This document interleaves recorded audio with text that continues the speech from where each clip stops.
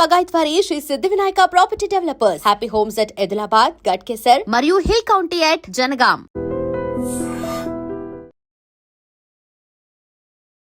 అయితే ఇదే టైంలోనే ఇంకొకటి కొన్ని క్వశ్చన్లు మిమ్మల్ని అడగడం జరిగింది. లైక్ సినిమాలు ఎందుకు ఆపేశారు, ఎందుకు తక్కువ అయ్యాయి, ఎందుకు సినిమాలు చేయట్లేదు? వాళ్ళు మిమ్మల్ని దూరం పెట్టారా లేకపోతే మీరు సినిమాని దూరం పెట్టారా? ఆఫ్టర్ మా ఎలక్షన్ తర్వాత నేను అంటే ఆ ఎలక్షన్కి నాకు దానికి సంబంధం లేదు, కానీ ఆ ఎలక్షన్ తర్వాత లేకపోతే లాక్డౌన్లోనో సంథింగ్ ఒకసారి నేను మామూలుగా కూర్చున్నప్పుడు నాకు నేను ఆలోచించుకున్నా, ఓకే నాకు ఒక 45 ఏళ్ళు వచ్చినాయి ఇప్పుడు, నేనేం చేశాను చిన్నప్పటి నుంచి, నా ట్రావెల్ ఏంటి, నా కోసం నేనేం చేసుకున్నాను అనేది ఎక్కడో ఒక చోట నేను ఆలోచించాను. మా ఇంటి కిచెను, నా బెడ్రూము, షూటింగ్, ఇవి తప్ప నా లైఫ్లో ఏం లేవు. అప్పుడప్పుడు గుళ్ళు, అదే సంవత్సరానికి 2-3 గుళ్ళు, ఏది తిరుపతి, అన్నవరం, దుర్గమ్మ తల్లి గుడి, ఇట్లాగా తప్ప నా లైఫ్లో ఏం లేదు. కిచెను వండుకోవడం అంటే పొద్దున్న 6 గంటలు లెగుస్తా, మా హస్బెండ్కి టిఫిను, చట్నీలు, మధ్యాహ్నం లంచ్కి కూరలు అన్నీ చేసేసి నేను కూడా ఒక బాక్స్ పట్టుకొని షూటింగ్ వెళ్ళిపోతా పొద్దున్నే. పాప చిన్నప్పుడైతే తను రెడీ చేయడం, నేను షూటింగ్కి వెళ్ళే ముందు తనకు రెడీ చేసి తనకు తినిపించి తను బస్సు ఎక్కిచ్చేసి మళ్ళీ మా హస్బెండ్కి అన్నీ చేసి మళ్ళీ నేను షూటింగ్కి వెళ్ళి రాత్రికి వచ్చి మళ్ళీ మా ఆయనకి నా కూతురికి వండి పెట్టుకుని నా కూతురు పడుకునే వరకు నేను దాన్ని పడుకోపెట్టి తర్వాత నేను వెళ్ళి పడుకుని, లేదా ఎంత లేట్ అయినా పడుకుని మళ్ళీ పొద్దున్నే లేసి ఇదే రొటీన్. అంటే ఎన్ని 100 సినిమాలు చేశానో అన్ని 100 సినిమాలకి ఒక్కొక్క రోజు నైట్ 12-1 గంట అయిపోతుంది షూటింగ్. అయినా మళ్ళీ నెక్స్ట్ డే మామూలుగా లేచిపోయి మళ్ళీ వంట చేసుకుని ఆ కిచెన్ నా బెడ్రూమ్, నా కిచెన్ నా బెడ్రూమ్, ఇంకేం లేదు, నథింగ్ ఇన్ మై లైఫ్. అప్పుడు నాకు అనిపించింది, ఓకే నేను మా హస్బెండ్ని కూర్చోపెట్టి, నాకు 45 years వచ్చింది, నాకు ఇప్పుడు హార్మోన్స్ చేంజెస్ ఉంటాయి, సో నేను డిప్రెషన్కి వెళ్తున్నాను. ఈ ఆలోచన ఎందుకు వచ్చింది? ఈ హార్మోన్ చేంజెస్ వల్లే వచ్చింది. సో నాకు నా లైఫ్ నాకు ఎంజాయ్ చేయాలని ఉంది, ఓకేనా. నేను ఎక్కడికి వెళ్ళాను, ఎందుకు వెళ్ళాను, ఎప్పుడు వచ్చాను, ఏం చేస్తున్నారు, ఇవన్నీ లేదు. మీకు ఆకలేసింది అనుకోండి, పని మనిషి ఉంటుంది, వంట చెప్పించుకుని తినండి, ఓకే. నేను చేసి వెళ్ళలేదు. నేను ఎక్కడైనా ఊరికి వెళ్ళాను, నాకేదో ఊరికి వెళ్ళాలని, అమెరికా వెళ్ళాను, నేను 1 week తిరగాలనిపించింది, వెళ్ళాను. బ్యాంకాక్ వెళ్ళాను, 10 రోజులు ఉండాలనిపించింది, వెళ్ళాను. మా హస్బెండ్ ఏంటి, తను తినడు, ఎవరు చేసినా దానికి ఒక ప్రాబ్లం పాపం, నేనే అలవాటు చేసాను, అది నా మిస్టేక్. నాకు బాడీలో ఎనర్జీ ఎక్కువ, ఎవరిని పని చేయనివ్వను, నేనే చేసేస్తాను. సో దానివల్ల మా ఆయన చెప్పా, నేను వెళ్తున్నాను కదా, ఇల్లు తగలాడిపోతుంది అనుకోండి, ఫైర్ ఇంజన్కి కాల్ చేయండి. ఒకవేళ ఫైర్ ఇంజన్కి మీరు కాల్ చేయలేకపోయారు అనుకో, వదిలేయండి, కాలిపోనివ్వండి, నేను వచ్చిన తర్వాత మళ్ళీ కొత్త ఇల్లు కడతా. కానీ నాకు ఫోన్ చేసి మాత్రం డిస్టర్బ్ చేయకండి, ఎందుకంటే ఫెడప్ అయిపోయాను. పని మనిషి టీ పెట్టలేదని, నా కూతురేమో నేను అన్నం తినలేదని, పాప వాళ్ళకి నేను అలవాటు చేసింది, మిస్టేక్ నాదే, నేను వాళ్ళని తప్పనట్లా, ఇది తప్ప నా లైఫ్లో ఏం లేదు. అప్పుడు మా హస్బెండ్ని కూర్చోపెట్టేసి మొత్తం మ్యాటర్ అంతా చెప్పేసి, నేను ఎక్కడికి వెళ్ళాలంటే అక్కడ వెళ్తా, ఎలా తిరగాలంటే అలా తిరుగుతా, నన్ను మీరు ఆపొద్దు, నాకు కొంచెం ప్రేమను చూపించండి, మీరు నవ్వుతూ ఉండండి, నన్ను నవ్వుతూ ఉంచండి. అంటే మా హస్బెండ్ నాలాగా కాదు, కొంచెం సాఫ్ట్, సైలెంట్ ఆ టైపు. సో అందుకని మీరు నవ్వుతూ ఉండండి, నన్ను నవ్వుతూ ఉంచండి, అంతే తప్ప నన్ను ఫోర్స్ చేయొద్దు, నాకు టీ పెట్టి ఇవ్వలేదు, కాఫీ ఇవ్వలేదు, వంట చేయలేదు, టేబుల్ మీద ఇది పెట్టలేదు నాకు చెప్పకండి.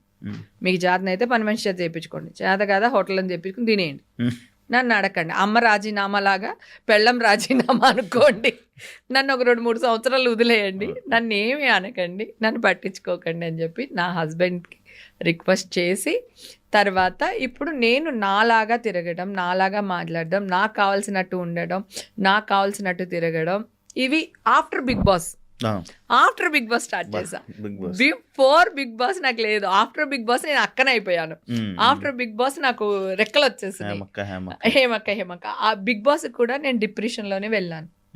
నా సురేఖ అనింది, ఎందుకు వెళ్తున్నావు, అక్కడికి వెళ్ళిన వాళ్ళు ఎవరు మంచి పేరుతో బయటికి రాలేదు, బిగ్ బాస్లో అందరికీ చెడ్డ పేరు వస్తుంది, ఎందుకు నువ్వు వెళ్తున్నావు అంటే, సురేఖ కూడా ఇదే చెప్పాను, సురేఖ నేను డిప్రెషన్లో ఉన్నా, నా దగ్గర ఫోన్ ఉండకూడదు, నేను కొంత ఉండాలనుకుంటున్నా, దూరంగా ఉండాలనుకుంటున్నా, ఇప్పుడు బయట ఉంటే నా వల్ల కాదు, వాళ్ళు ఆఫర్ ఇచ్చారు, సో వెళ్తా. నేను ఎక్కువ రోజులు ఏమి ఉండను, మ్యాక్సిమం 2 weeks ఉంటానేమో, అట్లీస్ట్ ఆ 2 weeks నేను ప్రశాంతంగా పీస్గా ఉంటాను.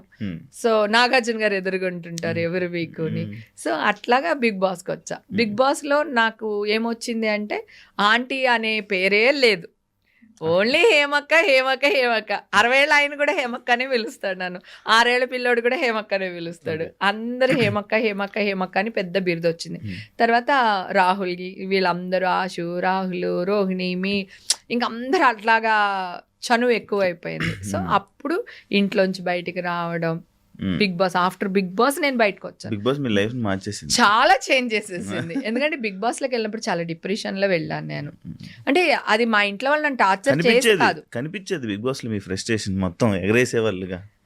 లేదు నేను అంటే ఇప్పుడు పాపం అయిపోయిన దాని గురించి ఎందుకు, కానీ నేనున్న రోజులు రాహుల్ నేను మళ్ళీ బిగ్ బాస్ హౌస్ లోకి వెళ్ళాను కదా, వెళ్ళి నేను వాడిని అని ఎత్తుకుంటాడు, నేను ఎగిరితే వాడు ఎత్తుకున్నాడు కదా, అప్పుడు వాడు నాకు కాళ్ళకి దండం పెట్టి అక్క నువ్వు ఉన్నంతసేపు కడుపు నిండా అన్నం తిన్నావు అక్క, ఆ షాట్ కూడా ఉంటుంది, ఆ కాళ్ళకి దండం పెట్టిన అన్నీ ఉంటాయి, అక్క తప్పైపోయింది అక్క, నువ్వు ఉన్నంతసేపు కడుపు నిండా అన్నం తిన్నావు అక్క, నువ్వు వెళ్ళిన తర్వాత అన్నమే లేదక్క అన్నాడు.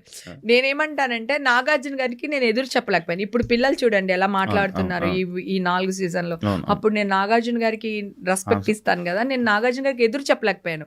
ఆయన ఏమన్నారు, వాళ్ళకి చెప్పి నువ్వు వంట చేయాలి, ఇది నీళ్ళు కాదు కదా అన్నారు. ఓకే, కాకపోతే నేనేమన్నానంటే ఈ అబ్బాయిది హోటల్ ఉంది, ఆ అబ్బాయికి తెలుసు ఏంటి అని అంటున్నాడు. ఆ అబ్బాయికి హోటలే ఉంది, హోటల్ ఓనర్ వచ్చి హోటల్లో వంట చేయడు, రైట్? అర్థమైందా? ఏ సరుకులు కావాలో కొనిస్తాడు వాడు నెలకు ఒకసారి, అంతవరకే కుక్కే చేస్తాడు. నేను తల్లిని, నేను అక్కని, నేను అమ్మని, నేను పెళ్ళాన్ని, రైట్, నేను కూతుర్ని. ఎవరి కడుపు ఎంత ఉంటుంది, ఎంత బియ్యంలో ఎంతమందికి వంట చేసి పెట్టొచ్చు అనేది తల్లికి అక్కకి అంటే ఎవరికి తెలియదు, రైట్? సో నాకంటే ఎక్కువ రైట్ అక్కడ ఎవరికి లేదు. వాళ్ళు అనవసరంగా నా మీద దెబ్బలాడారు.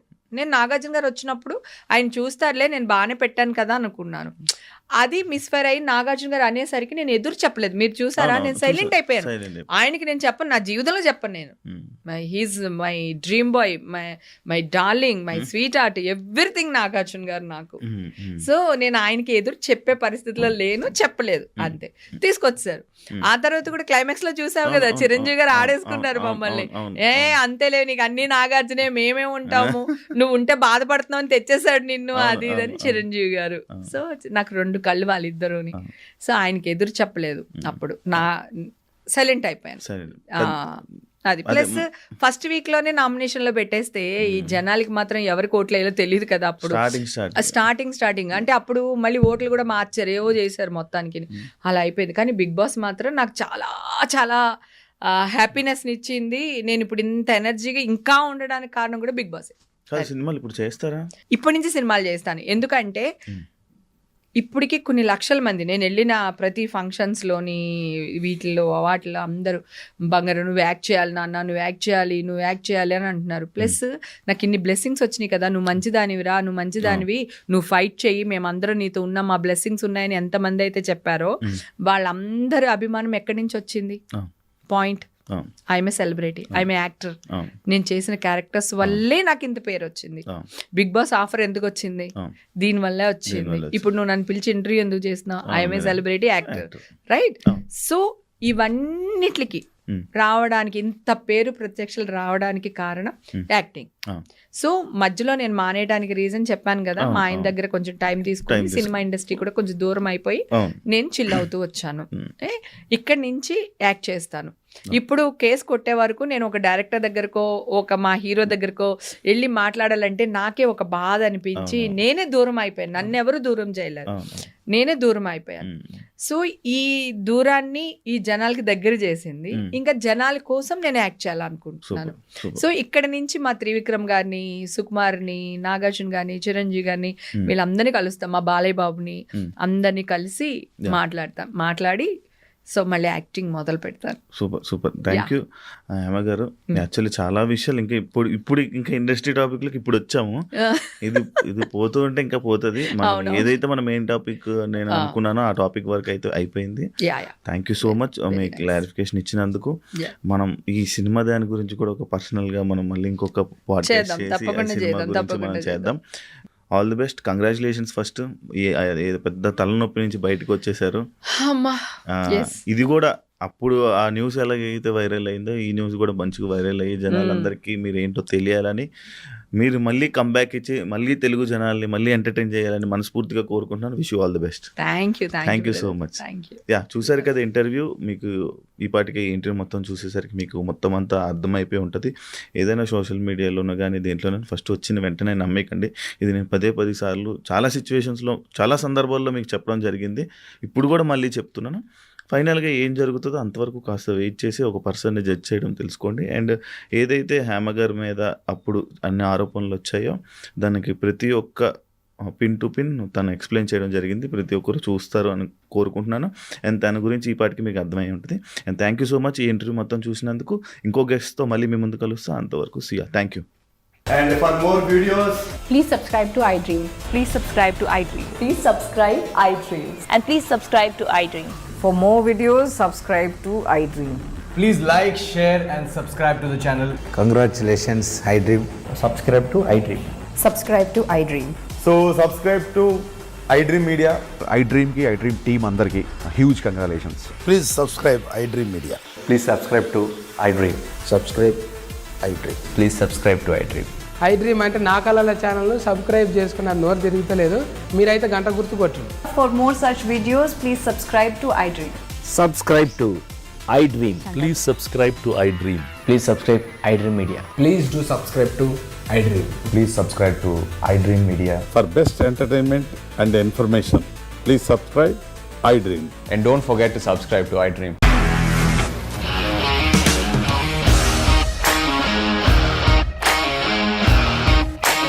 ఇండస్ట్రీలో కమిట్మెంట్ ఇష్యూస్ వస్తే నీకు కూడా వచ్చినట్టు మార్నింగ్ తీసుకెళ్ళాలంటే కొట్టి పడేసాడు.